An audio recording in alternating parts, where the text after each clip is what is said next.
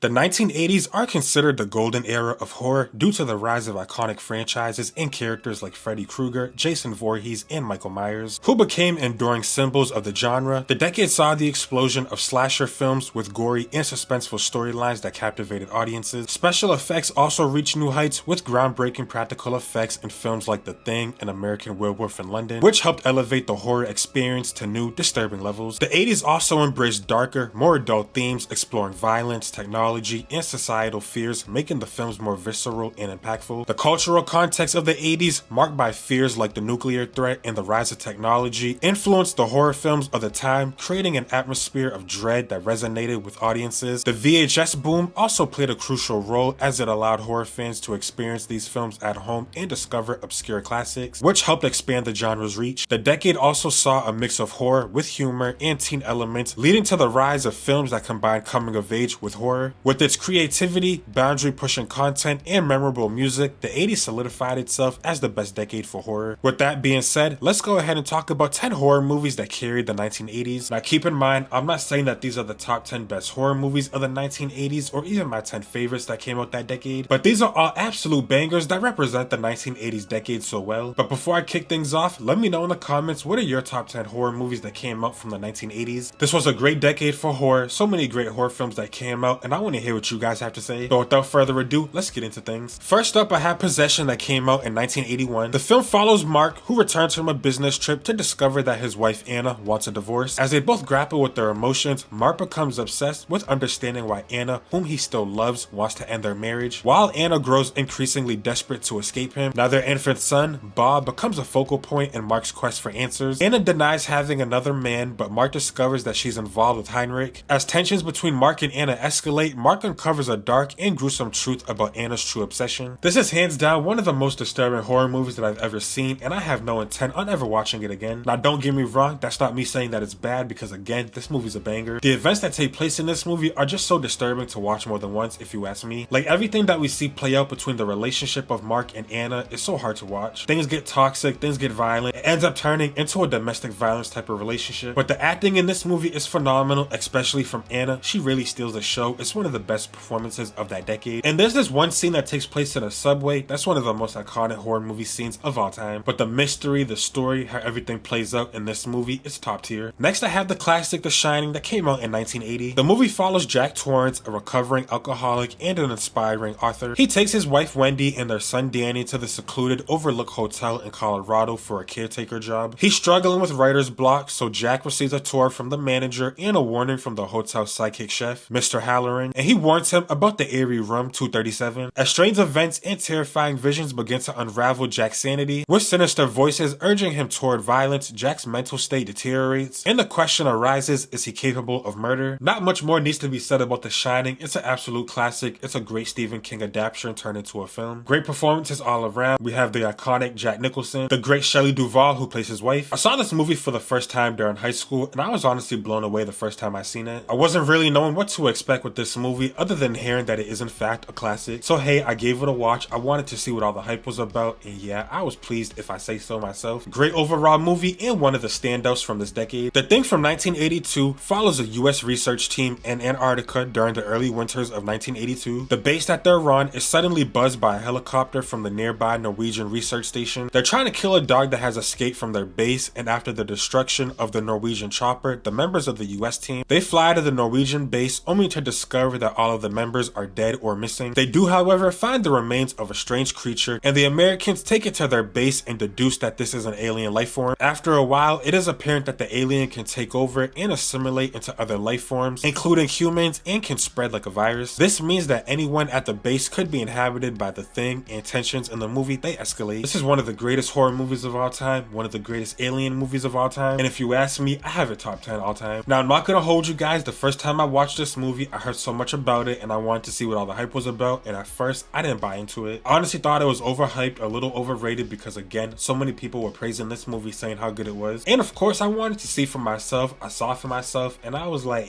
it's alright. But the more that I watched the movie, the more that I bought into it. Great story, great mystery, a great plot twist at the end of the movie. It has great suspense, great tension. You don't know who or what the alien could be, because again, it can shapeshift, take the form of anyone that it wants. So when you experience this movie for your first time, it's honestly a great experience. as you see the events in the movie unfold. But again, like I said, I now bought into the hype, so please don't kill me for my early thoughts on the movie. But this movie has some of, if not the greatest practical effects that I've ever seen in a horror movie. To be honest, it's up there with the Nightmare on Elm Street franchise, because I think that franchise and this movie are top tier horror effects. Next is the Blob 1988 remake, and it follows a cheerleader who goes on her first date with a football player. But things take a strange turn when an old vagrant runs in front of their car. Chased by local rebel Brian Flagg, after taking the man to the doctor, they discover that he was attacked by an acid-like substance. And this substance, it consumes him and transforms him into something dangerous. That is none other than a tentacled red blob. The creature soon terrorizes the town of Arborville, Colorado. The military would soon arrive in hazmat suits led by Dr. Christopher Meadows. Brian's mistrust of authority grows as he uncovers their true motives. Now, I saw this movie in like middle school and I fell in love with it ever since. I just love me a good creature feature, especially one that involves aliens from another planet. But this isn't aliens like little green monsters. Nah, this is a blob, a substance that takes over anyone and anything that it wants. It just eats away at people, and the more that it eats, the bigger that it grows and the more powerful and destructive that it becomes. So to see it devour this entire town and people are caught off guard, it was great to see. Like just the horrors that are going through their body, we see it all play out. Truly something out of your worst nightmare. It's sort of like an apocalypse type of movie, because when you think about it, if the blob did eat the entire town, it's just gonna move from town to town, from state to state. Shoot, it might even travel from country to country if it can go through water. And I'm pretty sure there's a scene in the sewer when it was maneuvering through water. This was honestly just a great time of a movie from what I remember from my middle school years. Next we have the classic Child's Play that started it off for the Chucky and Child's Play franchise. The movie follows Charles Lee Ray, who was looking for a quick escape from cop Mike Norris. He takes his soul and he buries it into a playful, seemingly good guy doll Chucky. But little does he know that a little boy by the name of Andy Barkley will become the new owner of him soon to come. Now Charles, now in the body of the doll Chucky, he confides in Andy while he commits numerous murders. He tells him his truth in order to put his soul into Andy's body, but once Andy starts to tell the story of Chucky and the adults begin to believe him, it's too late. As I mentioned, this is the classic that started it off for the Child's Play franchise. This was honestly such a unique and fresh take for the 1980s. We get a serial killer, but not the typical Freddy, Michael, Jason. Nah, we get that in the form of a life-size doll. What's Chucky, like 3-4 feet tall? He's maneuvering through the shadows when you're not looking, so who's gonna believe this little boy Andy that a doll is committing these crimes? You're not. You're gonna think that it's Andy himself, or at least somebody else. Saw this movie when I was in elementary school and I fell in love with it like I did the rest of the franchise. I love the whodunit mystery to the movie. As a viewer, you're not really sure if it is in fact Chucky, because Andy, he resembles Chucky in size and clothing. So to be honest, you could think that it is Andy. Even though he is a little kid, hey, I've seen little kids do crazy things in horror movies. And then when you do get the big reveal and he presents himself to Andy's mother, that entire scene went crazy. But yeah, Child's Play is a standout from this decade and it definitely makes my list. Hellraiser from 1987 follows a woman named Kirsty Cotton, her father Larry and stepmother Julia move into Larry's childhood home. Kirsty and her boyfriend, they take a nearby room. Unfortunately for all those involved, Larry's house is already occupied, and that's because before the family arrived, Larry's brother Frank, he used a supernatural puzzle box to summon a gang of other dimensional demons. Now Frank requires a series of blood sacrifices to escape the clutches of Pinhead and the Cenobites. This movie is an absolute banger. It's a cult classic. I think Pinhead, he's one of the top 10, maybe even 15 horror villains of all time. I just love how satanic and demonic and destructive the Cenobites and Pinhead are in the movie. But you know what's crazy? This is a film that doesn't get talked about as much as a film like Freddy, Michael, or Jason, those type of films. And to be honest, it should be, as well as the sequel. I think the first two movies in this franchise, they were pretty great. But this is one of our first looks at body torture horror movies. Like the practical effects in this movie are so gruesome, they're so realistic looking, and it's great. We love that in those type of movies. But it is hard to watch, and the body torture that we see the characters go through in these movies is painful as hell. To be honest, you catch me in a situation like this, I'm waving the white flag, but then again, I would never open a puzzle box, because like, why would I find myself in a stupid ass situation like this to begin with? Save that stupid shit for somebody else, because I'm good love, enjoy. Yeah, and Kirsty Cotton, she's a top 10 final girl of all time, no questions asked. Halloween 4 takes place in 1988, 10 years after the events of the first movie from 1978, and Michael Myers has been in a coma since his pursuit of his sister, Laurie Strode, from Halloween 2. However, Michael is being transferred from Richmond Mental Institute to Smith's Grove, and he awakes when he hears that he has a niece in Haddonfield. He ends up killing the transfer crew true, and he escapes on his way back to Haddonfield to get his niece Jamie Lloyd, daughter of Laurie Strode, his sister. Now, a few years prior, Laurie Strode died in a car accident along with her husband, so Jamie has been adopted by the Carruthers family, but she keeps having nightmares about Michael, her uncle, the boogeyman. A Halloween night, Jamie goes out trick-or-treating, but little does she know that her murdering uncle is following her and her stepsister Rachel. Rushing to their aid is Dr. Loomis, and with the help of Sheriff Meeker, he starts to search the town for Michael and to find Jamie to protect her. This is hands down my favorite movie in the Halloween franchise. It's been that way since I was a little kid. I just have so many great memories with this movie. It's nostalgic for me, and I just love Jamie Lloyd as our final girl, as a main character. As a little kid in elementary school, you resonate with her, you see yourself in her, because again, she's a little kid just like I was. So I feel for her. It puts me in the same situation if I were in a situation like this. So you can't help but to root for her and want to see her survive throughout the movie. And her stepsister, Rachel, she's a great final girl as well. She's for sure underrated, and what they did to her in the sequel, that was a travesty. But this is one of the best versions of Dr. Loomis. I think this is one of the best versions of Michael Myers, mask and shoulder pads aside. Because the shoulder pads were a crazy look for him. I don't know why they gave that to him. Maybe they thought Michael would look more menacing and scary, but nah, that made him look a little bit goofy. And I honestly don't even mind the mask. Now that may be a hot take, but I think the mask, it's pretty simple, it's plain. I don't need it to be too crazy in depth with the detail. I think it was perfect for what it was for the movie. We got some really great moments with Michael, especially towards the beginning of the movie when he's in his bandage look out of the hospital. And if they kept that look for Michael throughout the entirety of the movie, that would have went crazy. That would have been a great look for the character. And when we do get a new Halloween movie, or even in the TV series that's coming out, I hope that they do give him a bandage look, like throughout the entirety of it, or at least through half of it, or a good amount. I love most of the scenes that we see with Michael and some of his victims, especially at the electric site, when he's taking out all the townspeople on the truck, or even when he's annihilating everyone in Sheriff Meeker's house. So many great moments, especially the ending of the movie where the police unit, they take him out and he falls into the hole. And to top it off, we got a great ending where we see Jamie Lloyd and we assume that she's taking on the mantle of her uncle Michael, because that whole sequence was crazy. It caught us all off guard. Friday the 13th Part 4, the final chapter, takes place after the events of the third movie where we see Jason Voorhees attack Chris Higgins. Jason is believed to be dead and he's taken to a hospital for an autopsy. However, he is in fact still alive and he kills a doctor and nurse and he's loose once again. He returns to Camp Crystal Lake where a young boy named Tommy Jarvis lives with his mother, sister, and his dog. And a group of horny teenagers, they move into a house next door to the Jarvis house. And as you would expect, Jason begins killing those teenagers and everyone around Tommy once again. It's up to Tommy and his older sister to kill Jason and end his murderous rampage once and for all. This is, in my opinion, a top 2 movie in the Friday the 13th franchise. Me personally, I have a second, but I think it's honestly a perfect Friday the 13th movie. What more could you want? We have interesting enough characters. Really, that just means that they're all good to look at, especially the women in the movie. So if you're a young boy or even a teenager, you're definitely going to enjoy that. But we got Tommy, he's a great final boy. I love his sister as well. This is easily one of the best versions and most menacing, scariest of Jason Voorhees. In terms of him as a villain, his stalker, slasher attributes, it's at an all-time high. It's sort of like the perfect slasher movie, or at least perfect for the Friday the 13th franchise. We get some solid kills, a solid look for the character. We also get a great final battle in the movie between Tommy, his sister, and Jason. To be honest, it might just be one of the most iconic deaths in the franchise for Jason, because who doesn't love seeing Tommy shave off his head to resemble Jason when he was younger, and